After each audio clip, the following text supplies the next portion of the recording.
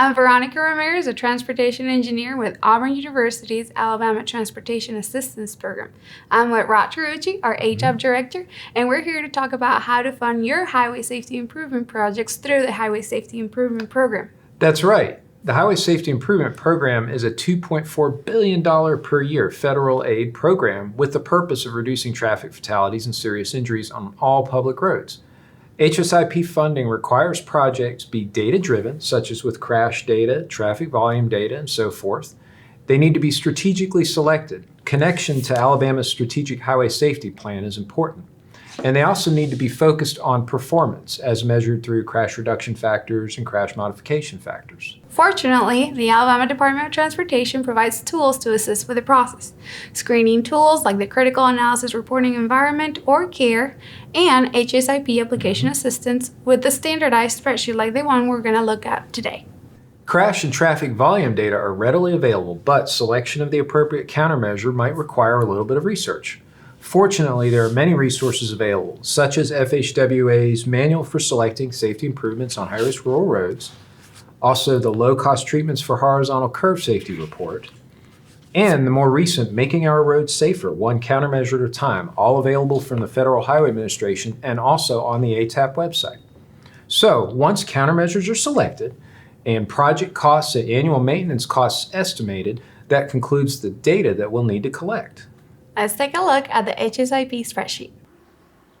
So, when you open the spreadsheet, you'll see that there are 10 tabs. Let's go ahead and work through these tabs together. The first tab is an introduction to the application process overall and a description of the way the spreadsheet works. The second tab has an index for each of the cells found through the spreadsheet. It has a number, an item name, and an item description. If you find yourself wondering what a cell is asking for, please come back to this guidance tab. The next tab is a crash summary worksheet. This tab is where we will input our crash data obtained from the CARE Safety Portal. This includes the DPS case number, the date, the crash severity, the crash type, and this is where you deem the crash related or unrelated to your specific countermeasure. And this tab also contains the color legend used throughout the entire spreadsheet. If the cell is blue, this is information that is to be entered by the applicant. A green cell means that the data is automatically generated by the spreadsheet, and if the cell is yellow, a drop-down list of pre-selected items will appear for use. The intersection turning movement count tab is for us to input our turning movement count volumes. If the selected site is an intersection, we have cells for the input of the AM peak volumes here at the top of the space. Scroll down to the middle of the page and we'll have cells for the PM traffic volumes. And if the selected project has an off-peak, noon, or school time, cells for inputting that data is at the bottom. On worksheet 1, we will input all the required information for our intersection or road segment. We will also need some information from the sponsoring agency. In the middle of the page is a place for the risk narrative.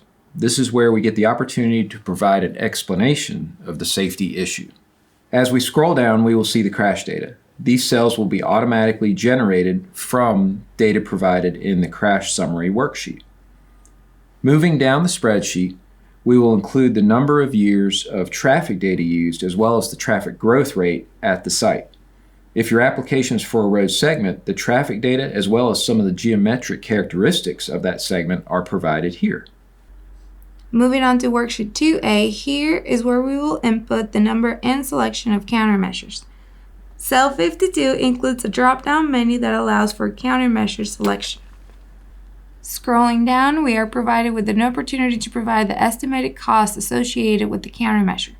If more than one countermeasure is selected, space is provided to input up to 3 countermeasures on this tab. If more than 3 countermeasures are proposed, worksheet 2B provides more space for the additional ones. Worksheet 3 shows the result of our data input up to this point. The Questions tab is where we provide additional information. Box 1 allows us to provide a sketch or map of the intersection or roadway segment. The second box is a description of the safety problem and the need for the proposed improvements. The third box is for a proposed countermeasure that doesn't have a known crash modification factor.